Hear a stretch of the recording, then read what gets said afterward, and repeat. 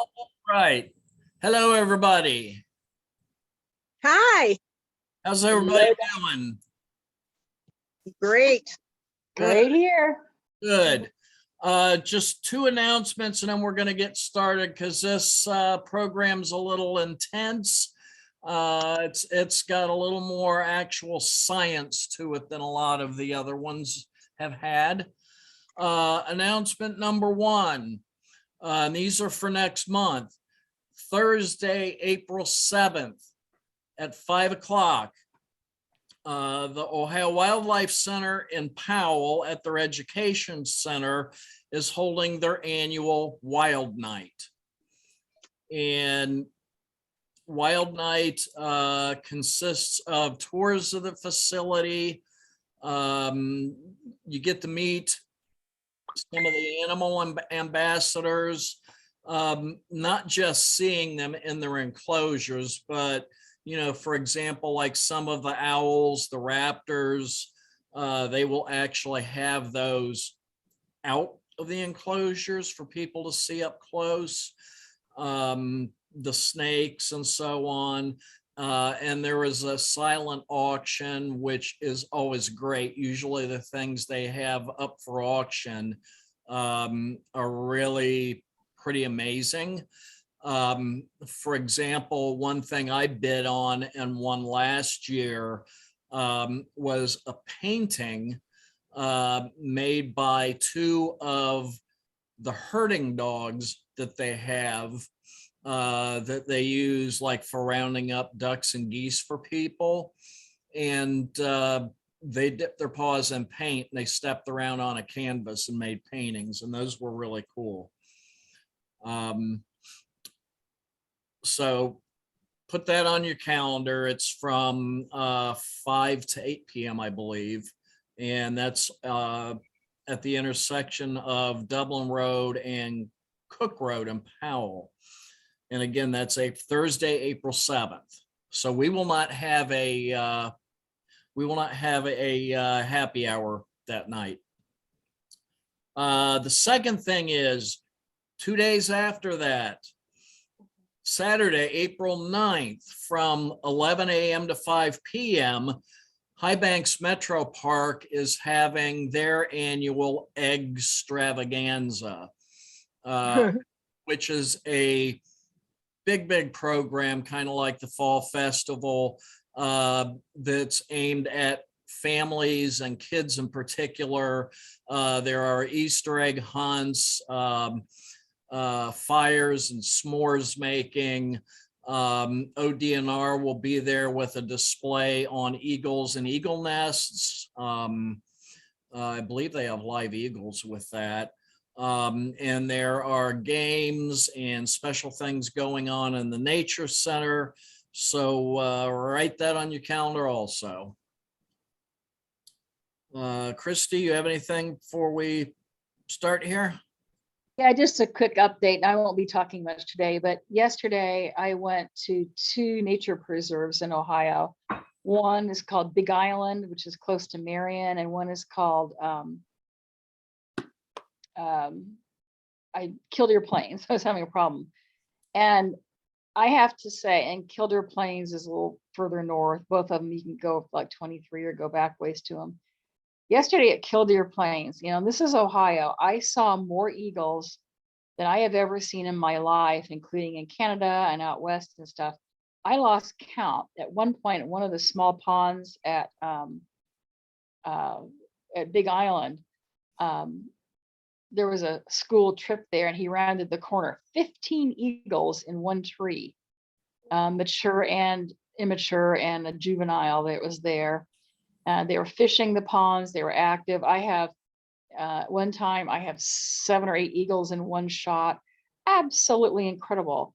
I saw 2 mating rituals at Killdeer, like happening at the same time. One was in a large nest.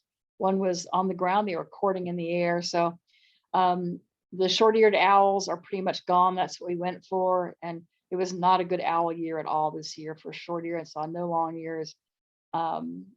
And only a couple of snowy owls here. And the American kestrels were hunting a lot yesterday. There were a couple of northern harriers that I saw that are still left. But just as the heads up is that migration is a little early this year. I keep some records. I'm going to start keeping better records, but red-winged blackbirds I've seen for 2 weeks and heard for 2 weeks now. The males come in first and establish territory, but they're in and around. And we saw other signs of some early migration there. A lot of really cool ducks yesterday, redheads, golden eyes, lesser scalps, and incredible duckage. American widgeons we saw. And then the huge thing was the trumpeter swans. There were thousands of trumpeter swans. It was just incredible. And overhead, they were migrating. We saw 4 sandhill cranes overhead. And then the craziest thing I saw was, I thought it was like starlings doing that cloud that they do, where they do all the swooping and everything. And I took a picture and I blew it up on my camera, and it was pin-tailed ducks, which are not that common. And like one guy that was a birder, he said there have to be 3,000, and they kept coming in waves of thousands at a time, like black clouds in the air of these pin-tailed ducks with this long black tail hanging down. But eagles, there were way over 100 eagles that I saw, and I am not kidding. Maybe 150. I don't know. I can't estimate. But every time we'd look up, there'd be more eagles overhead. So quite an extraordinary experience. And this is, as we talked about before, DDT and things that happened when I was young that have paid off now. And it was just incredible, these eagles that were fishing yesterday. So just throw that in. That was Killdeer Plains and Big Island are both pretty cool places and very hard to understand where to go, but pretty incredible land. So Excellent. watch for early migration. I will be talking about that a lot. Thank you. Okay, I'm going to start the presentation. If we run out of time, I think we can finish it next week. There is, I will tell you right up front, a lot to digest here. So if you have any questions at any point or need clarification on anything, please speak up. So first of all, a clarification from our last nature trivia. Ohio does have an official state fish, and it's the walleye. It was Alexa that told me we do not have one. And Google says we do, and it's the walleye. So that's that. Cool. So ichthyology is the study of fishes, specifically the study of the physiology, history, and economic importance, among some other things, of fishes. And it's from 2 Greek words meaning fish and study.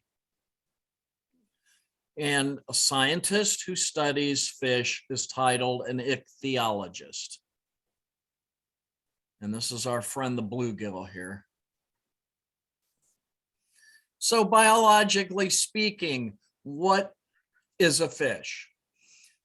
Fish are aquatic vertebrate animals that have gills but lack limbs with digits like fingers or toes. And of course, I think everybody here knows vertebrates are animals with internal backbones. Most fish are streamlined in their general body form. They are cold-blooded. More specifically, they are endotherms or ectotherms, excuse me, meaning that they have to get their body heat from other sources like the warmth of the water, for example, or the sun shining through the upper layers of the water's thermocline. Most fish have scales. The one you see here, which is a rainbow trout do not have scales. Fish also are what are called craniates, meaning animals that have a skull composed of bone or cartilage. and they are often both predator and prey. For example, bluegill. The bluegill and the sunfish and the related fish of those species are predators to insects and minnows, but they are also preyed upon by largemouth bass and pike and pickerel and muskies. And there are over 30,000 species of fish in the world. Most of those are tropical fish. Now, this is the anatomy of a fish, and with the exception of the fins, they have a lot of the same anatomy that we have. They have a brain, optic nerves, kidney, esophagus, stomach, gonads, intestines, liver, and so on, urinary bladder, spinal column. The one thing that they have, though, that is of great importance that we're going to get into is the air bladder. Now, fish, to go at it this way, are like astronauts. Fish are free moving in a fluid environment, much like astronauts in outer space or birds or flying insects in the air. They must make and control movement in every direction. So to look at this swim bladder, or as it's sometimes called, air bladder, it's an internal gas-filled organ that contributes to the ability of many bony fish to control their buoyancy. Now, the gas that's used is oxygen that's collected from the gills. When they need to rise up in the water column, they can do so without a lot of swimming effort by moving air from their gills into that bladder. And when they want to descend without a lot of swimming effort, they are actually able to move oxygen in the air bladder directly into their bloodstream. And that's how they get rid of it. You can kind of think of it as a ballast tank in a ship or a submarine. They work the same way. It's the same principle. Now, the swim bladder allows them, as I hinted, to stay at any water depth without expending energy swimming to do so. They can go up or down by controlling the air bladder without having to move their fins. Also, it functions as a resonating chamber to produce or receive sound. And what you see here is a picture of an actual swim bladder. It actually has two chambers. Now, like us, fish produce sound in two main ways: intentionally and unintentionally. Unintentional sounds are produced by fish all the time, mostly by swimming and feeding. Just like we produce unintentional sound by walking, by coughing, sneezing, clearing our throat in the process of eating. Fish, however, like us, make a far greater variety of sound intentionally. And this is in their efforts to communicate with other creatures living in their world. And yes, they are actually able to do so, which we'll talk about. Now, related to fish and sound, we've already said the bladder function as a resonating chamber to produce and receive sound. That's only half the story. There is a gas to tissue interface in the swim bladder that produces a strong reflection of sound, just like that used in sonar equipment in watercraft. Many species communicate with the help of sound. Some species, the males, develop muscles in the spring actually that drum on the swim bladder. And that creates a very low pitch sound that is used during mating. Number one, to attract mates. Number two, depending on how they make that sound, to chase away other males. And three, to guard their food sources from other fish. So we have two things going on here with the air bladder. On the left, they're using it for sonar, and we've got two examples here. Number one, we have the whale that sends out its ultrasonic signals. And when those signals moving through the water at a very rapid pace hit a fish, they bounce off the fish and go back to the whale. And it knows exactly where and how far away that fish is and how fast and what direction it's moving. And in the bottom, we have an example of actually a fish finder on a fishing boat. And we want to look at the figure on the left there. The fish finder sends out sonar waves, much like the whale does. They bounce off the floor of the ocean or the lake or the river. And as those waves come back up towards that equipment on the boat, the signals bump against any fish that are within a certain range there, and they show up as blips on the fish finder. So you have that going on. It's used for sound and communication. And then on the right here, we have the air bladder being used as a ballast. So when it's empty, meaning there's no water in it, because they do take water into it as they expel gas. The bladder, when it's completely empty, they're as high up in the water column as they can go, right up to the surface. But as they fill it with air and release oxygen, they go down, just like is shown in the diagram here.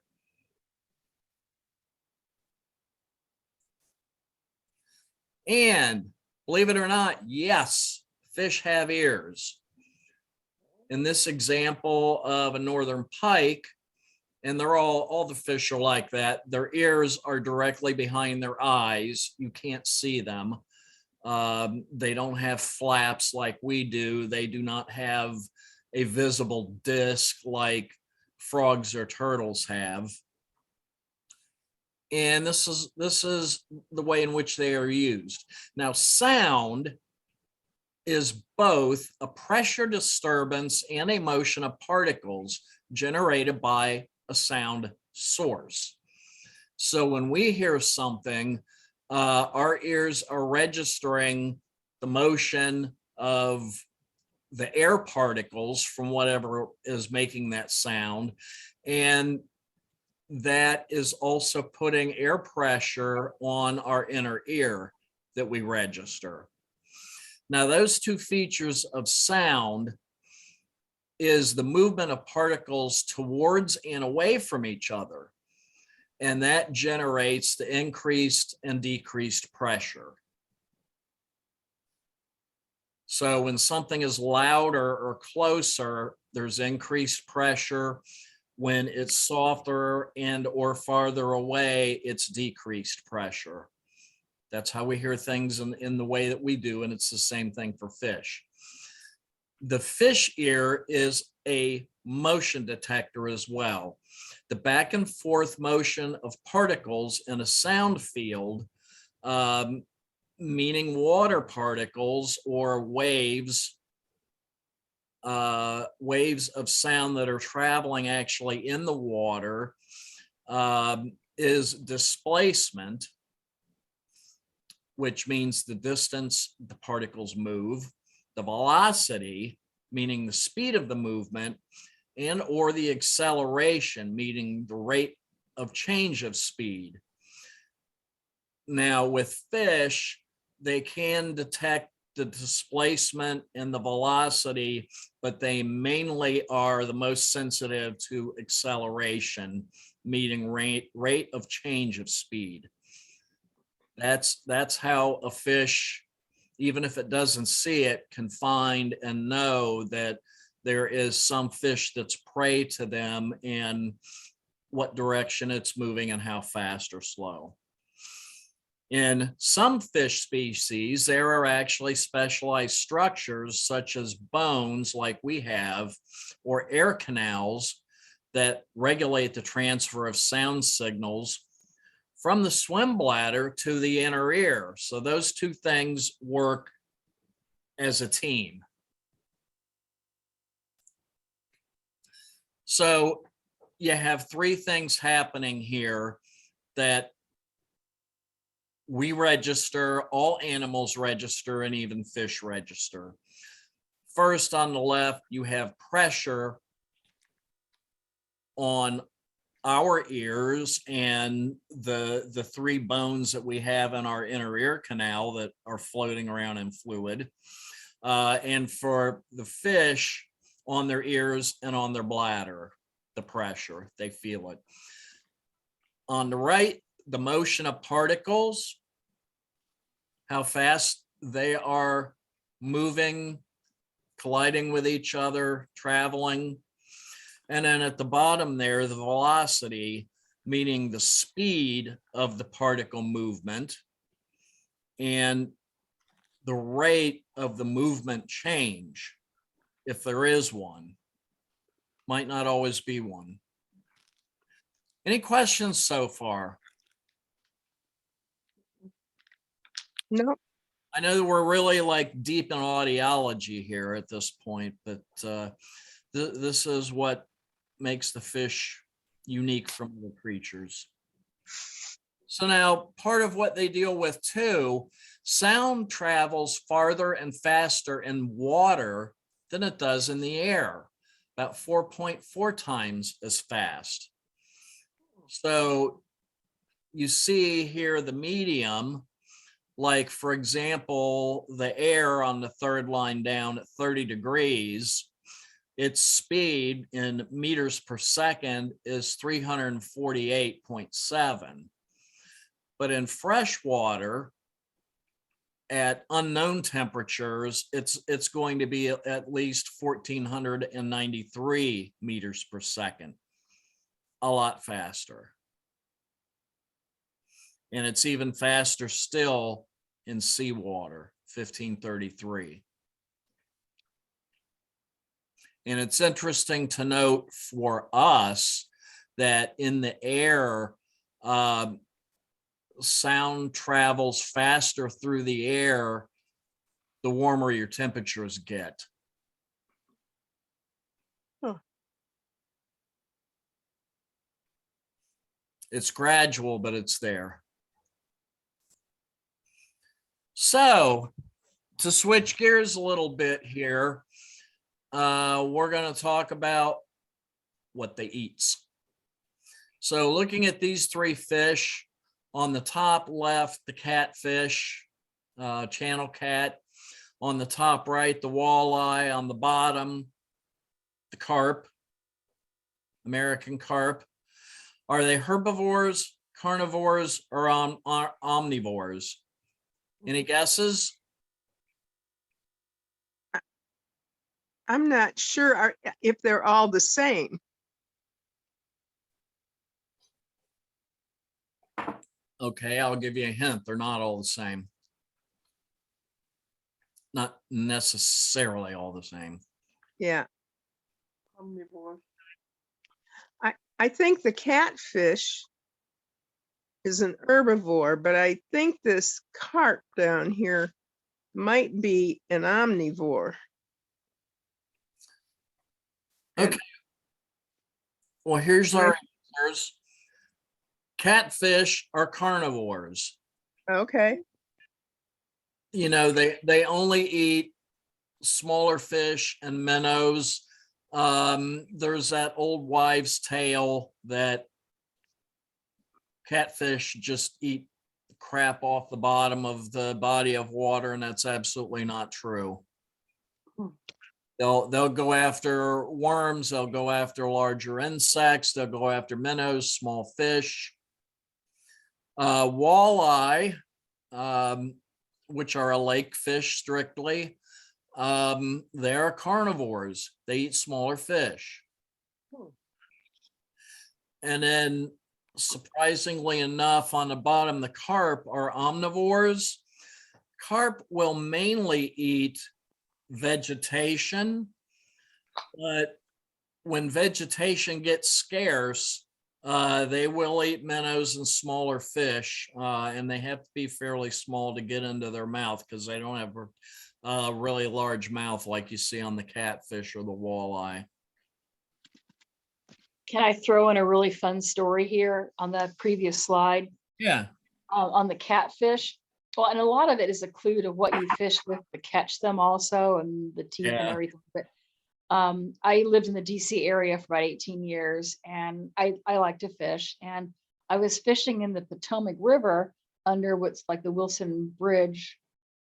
It's a large drawbridge there in Alexandria. I lived in Mount Vernon area under the bridge, and I caught a big blue channel cat underneath there.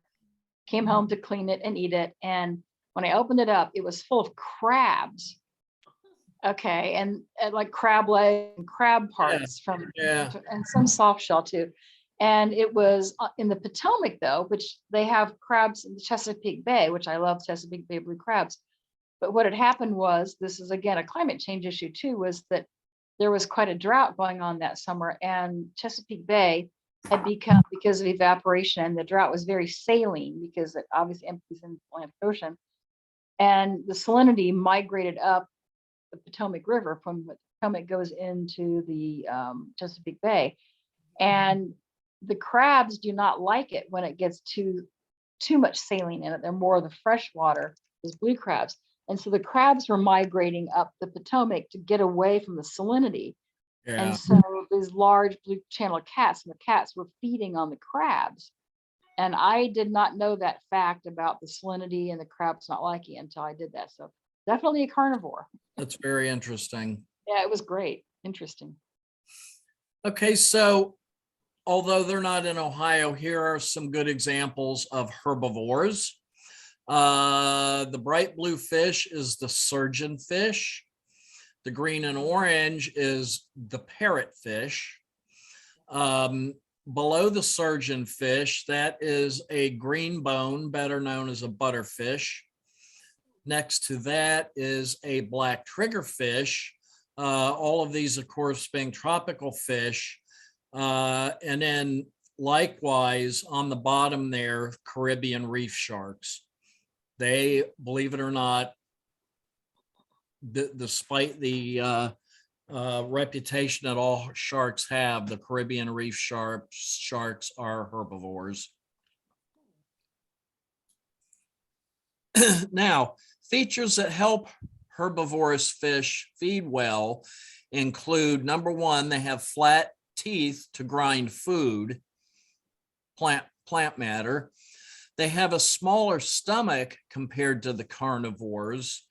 That doesn't necessarily help them, but it sets them apart because obviously plant matter is going to take up less room in a stomach of a fish than if it is swallowing a whole good-sized fish in 2 or 3 chomps, or swallowing it whole in the case of some fish. And the other thing is, the third thing, they have longer intestines than carnivores because vegetables take a longer time to digest. So it's part of the process.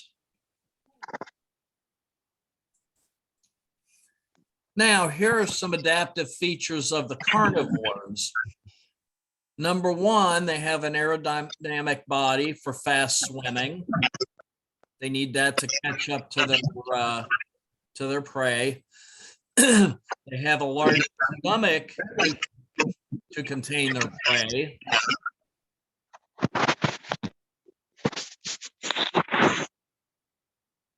Somebody's got a lot of noise going on. They have a large stomach to contain their prey because, again, most of these fish, the muskies that you see on the bottom and the shark, they just tear their food into 2 or 3 large chunks and swallow. The largemouth bass in the upper right there, the fish that they go after, or sometimes even snakes or frogs, they just swallow them whole. So you need a big stomach for that. They all have a large mouth for carrying whole or large chunks of food, and they all have sharp and pointy teeth to tear apart prey. Bass do have those, but they're really, really tiny, and they actually use them more for gripping than they do for tearing anything apart. They like to swallow things whole. And now these are all omnivores. We have here, and these are just 3 examples. On the left, we have a bunch of different fish that are within the sunfish family, the bluegill, the sunfish, the pumpkin seed, the long-eared bluegill, and so on. In the center, again, we have the carp, and on the right, this is a buffalo sucker, sometimes called an American suckerfish. The bluegills prefer meaty foods, but will eat plant matter when they need to. The other 2 fish are the opposite. They mainly eat plant matter, but when it's scarce, they will go after live prey, or even sometimes dead prey.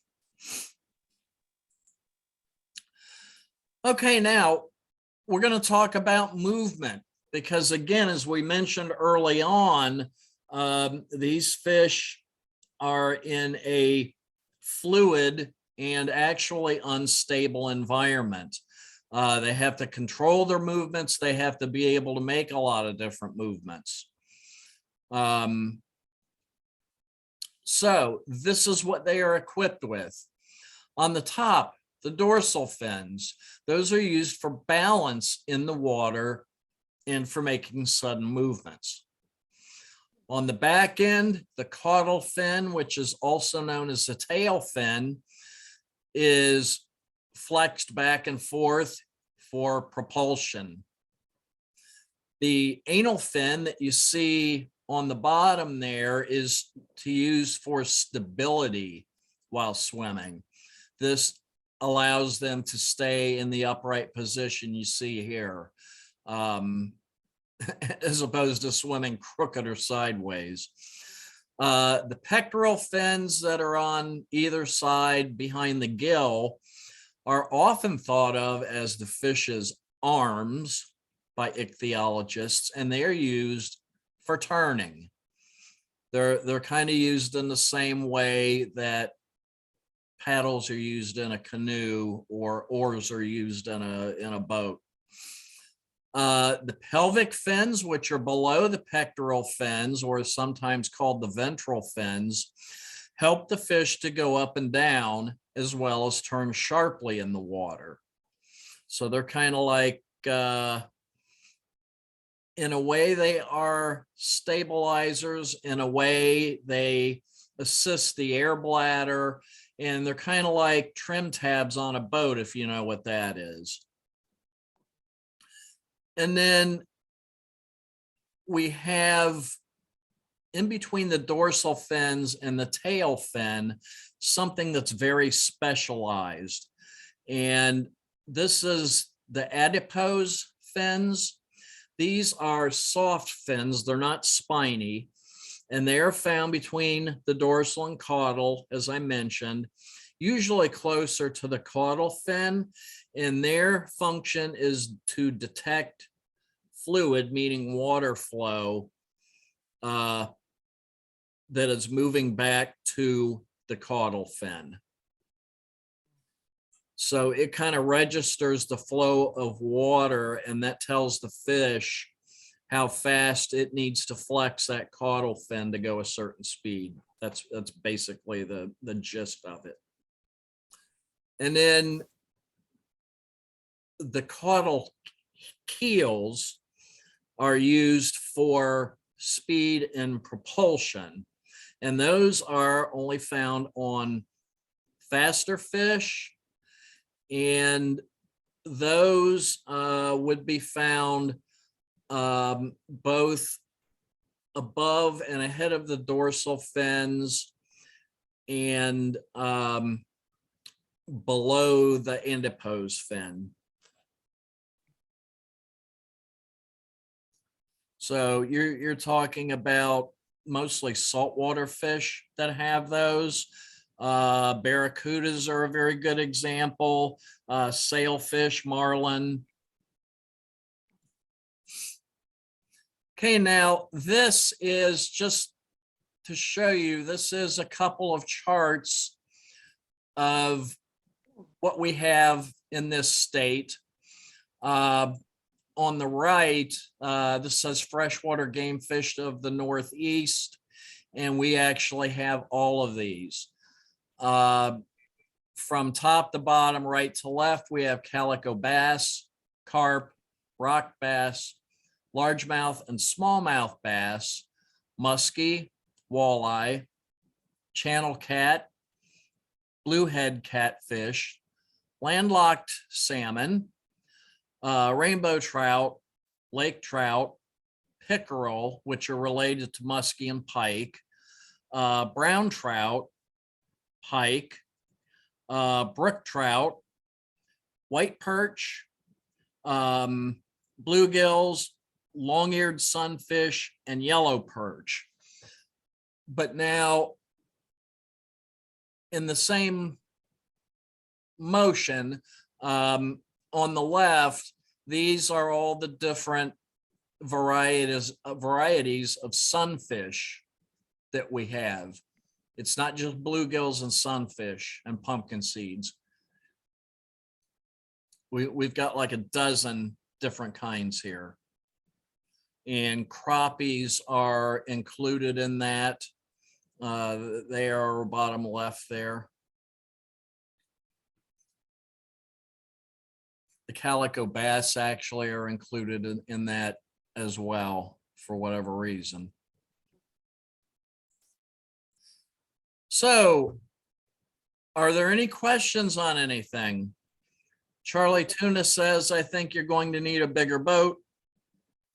I should have added that Joe Pesci says he's swimming with the fishes.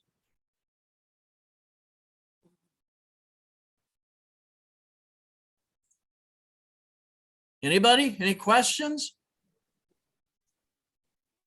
I know that's an awful lot to digest, and you know, we spent a lot of time on what is basically auditory science, but again, everything related to how the fish hear and sense sound, and the use of their air bladder, the fact that they have all these appendages for controlling their motion, makes them totally different from any other animals on the planet. No other animals have that. And the only thing that really even comes close, you know, is birds and flying insects, because they have to use their wings. And in the case of birds, their tail feathers to control their flight, their buoyancy in the air. you know, it's not all the same. You know, a lot of birds, you know, fly differently. You know, hummingbirds hover like a helicopter. Cranes fly pretty high up in the air, and they flap their large wings very slowly as they move along at a pretty decent pace. Hawks use their wings for swooping down on prey, as do a lot of other raptors. You know, they all do it differently. A lot of the small songbirds, because so much energy is expended in their flight, because they have basically smaller wings than the larger birds do. That's why they'll flap 4 or 5 times, stop for a second or two, and they dip down, and then they flap again and go back up. And they do this scalloped flight path where they're going up, down, up, down, up, down, because it's little short bursts of flight with, you know, flapping with these little rests in between. So, you know, that's their way of dealing with their medium, if you will, which is air. So they're all different. What the fish have to do is a lot more complicated. Like I said, they're very much like astronauts, you know, because like the astronauts when they were on the moon, you know, because of the difference in gravity, they had to overcompensate and move their appendages and their bodies in certain ways to go certain directions, or you know, to jump from one spot to another, and so on. They are very much in a medium like water, although there is gravity involved in being in the water, and there's no gravity in space, obviously. But it's what they have to do, you know, with their appendages in their medium is very similar.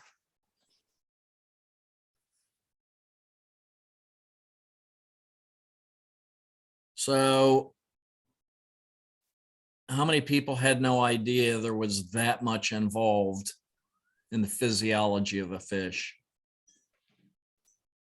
I knew a little bit about the swim bladder because of we've had aquariums here and ponds with fish in it, and they get that swim bladder disease, and your fish is swimming upside down. They can't maintain stability, and Yep. scary. Yep. Swimming sideways. Yeah. In the few minutes that you've got on here, I found very useful that app they told me about, the Hunt. Is it called Hunt? Is that right? Oh, Because it HuntFish has Ohio. useful Yeah. fishing. HuntFish It Ohio. has. Yeah. HuntFish Ohio. Talk about that very quickly. Would you mind? No problem. If nobody knows about this is really good for an outdoors person.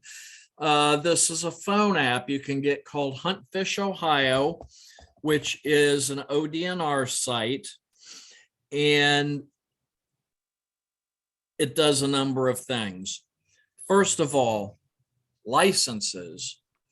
And if you want hunting or fishing licenses, you can purchase them there on that site, and they are stored on that site, so you don't have to carry a hard copy. If a game warden or Fish and Wildlife stops you on your boat, you can just pull it up on your phone and show them. You can also, if you're a hunter, you can register your game checks on there. You can also buy your registrations for your boat, your kayak, your canoe, and reinstate, re-register. There is a tab on it called resources, and any document that the ODNR has that you can think of, it's on here that you can pull up as a PDF.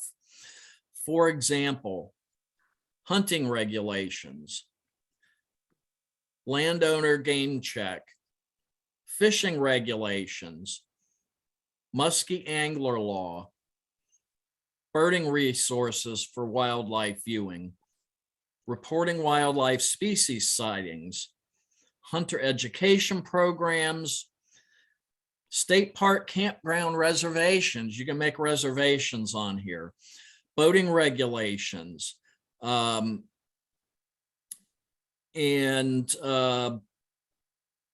as I mentioned, game checks, information on controlled hunts, any document they have, it's on there. And then the other thing they have is something that's called map, and you hit it. And when you hit map, it shows Ohio, the whole state, and it shows a green dot. And you can zoom in and out. It shows a green dot for the location of every single state park, nature preserve, wildlife area in Ohio. And if you touch the green dot, it is also going to tell you where the nearest physical licensing agent is for hunting and fishing licenses. It tells you the name of the business and their address and phone number, and you can get directions to there. It gives you the current weather in great detail. And if you ask it to send you notifications, there's an inbox where you can receive the notifications. And you can contact them. You can report wildlife crimes and just get general information about the ODNR and what they do. So it's a really good app to have. It's not gonna, there we go. I don't know how well you can see that, but that's the home page. And on your phone, the icon, I can't really get that. The icon says HuntFish OH, and it's a gray background with a facsimile, if you will, of the Ohio Department of Wildlife badge, like rangers wear on their shoulder. So I recommend that to anybody that's involved in that type of outdoor stuff. Anybody that goes camping, rents cabins, has watercraft that needs to be registered, that hunts, anything like that. Any questions on that? No? Okay. Well, we are at 8 o'clock. We are not totally sure at this point what we're going to be doing for next week, program wise. But I will try to get whatever it is announced in the usual email and on the Facebook page on Sunday. Try to get that done on Sunday. And tonight's program will probably tomorrow be up on our YouTube page. And another thing that was going up on the YouTube page, the Gaither School, which is a homeschool co-op that I am doing programs for on Tuesday mornings. They've agreed to let me record those. So the program, you know, they're all aimed at children, of course, and this is mostly 3rd to 5th graders. I did a program for them on Tuesday based on Ohio's mammals. kind of like our mammal program we did for you folks, but it's on that children's level, if you will.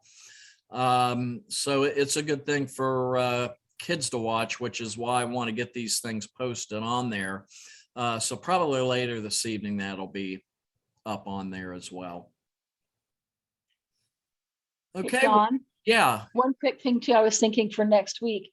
It's going to be time to put up hummingbird feeders, maybe closer to the end of the month, and maybe in the next couple of weeks, I can do something on hummingbird feeders and keeping them clean too, and don't buy the commercial red stuff. Okay, great. And, on that note, I will mention also, if you put out feeders and houses, boxes for bluebirds, and you don't have them around year round, they are starting to come back into areas now. I've got about 4 of them that are coming to my house and my next door neighbor's house several times a day, and they've been coming for like the last 2.5 weeks. So you can clean out your boxes if you have them, and you can start putting out your bluebird feeders, and that will ensure that they stay around. How high should you put them up? Well, probably about between like 4.5 and 5 feet is good. Oh, so low. Okay. If you can find one of those steel hook shaped hangers that goes into the ground, and you find one that's like about 5 feet at the hook portion, that's usually a pretty good height. Okay. Good. And the nice thing about that is other birds might tend to want to mess with it at first, but they really don't like the mealworms, so it's like a very, very short-lived attraction. The other birds really do not like the mealworms. Oh.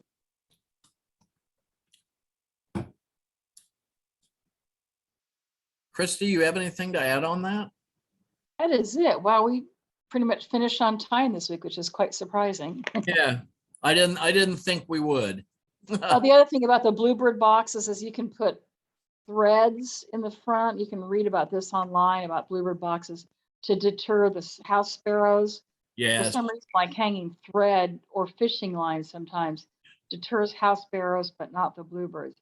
Wrens, my wrens are checking out my boxes now too. Here's the thing, pretend my face is a bluebird box and my mouth is the opening that they go in and out of, you put like right here, just a couple inches out from the hole, you put a finish nail here and here, and a finish nail here and here, and you tie fishing line about 6-pound test or so, like this.